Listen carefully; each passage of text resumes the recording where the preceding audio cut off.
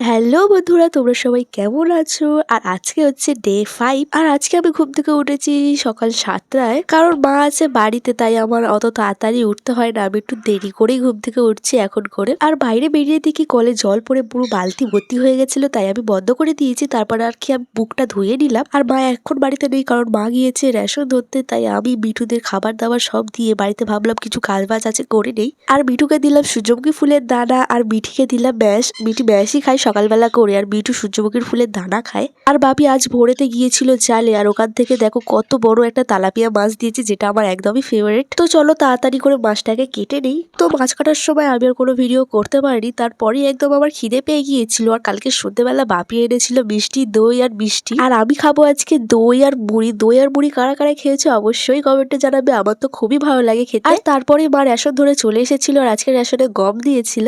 আর তোমরা আগের ভিডিওতে তো দেখেছো যে আমি একটা আমসত্ত্ব বানাচ্ছিলাম, তো সেটাই আজকে পুরোপুরি বানিয়ে ফেলবো। তাই একদম ভালোভাবে ফুটিয়ে নিয়েছি চিনি দিয়ে। এবার দুটো থালায় ভালোভাবে সর্ষের তেল দিয়ে মাখিয়ে নিলাম। এবার ওই দুটো থালাতেই দিয়ে দেবো আমসত্ত্ব। একদম ভালোভাবে ফেলিয়ে নিয়েছি আমসত্ত্বগুলোকে। এবার ছাদে চলে এসেছি। এবার 2 থেকে 3 দিন রোদে দেবো ভালোভাবে শুকনো হওয়ার জন্য। আর আমসত্ত্বগুলো হয়ে গেলে অবশ্যই তোমাদের সাথে শেয়ার করবো। আর আকাশটা দেখো আজকে কত সুন্দর লাগছে। আর আমসত্ত্ব করে গ্যাসটা দেখো কতটা নোংরা হয়ে গেছে, তাই একদম ভালোভাবে আমি পরিষ্কার করে নিয়েছি গ্যাসটাকে। আর এইদিকে দেখো মা একদম রান্না বসিয়ে দিয়েছে, কারণ দুপুর হয়ে যাচ্ছিল। তো তারপরে আমার আর কোনো কাজ ছিল না, তাই দুজনকে আমি স্নান করে দিচ্ছিলাম। আর এখানে মিঠু দেখো একাই স্নান করে নিচ্ছে, আর মিঠিকে স্নান করাতে হচ্ছে। আর তারপরে আমার একটা পার্সেল এলো, সেটাই আমি নিতে চলে গেলাম এই জলকাদায়। আর পার্সেলটা নিয়ে এসে আমি স্নানটাও সেরে নিয়েছি। এবার আমি দেবো পুজো, তাই গাছ থেকে সব ফুলগুলো তুলে নিচ্ছি। আর দেখো কত ফুল হয়েছে আজকে আমাদের গাছে। তারপর ঠাকুরের পুজোটাও দিয়ে নিচ্ছি। আর মা বাড়ি থাকলে আমার 11টার মধ্যেই ঠাকুরের পুজো দেওয়া হয়ে যায় খুবই তাড়াতাড়ি। তারপরে পুজো দেওয়ার কিছুক্ষণ পরেই খেতে বসে গিয়েছি, কারণ রান্না হয়ে গিয়েছিল। আর আজকে মা রান্না করেছে পুরুল নিম পাতা দিয়ে তেতো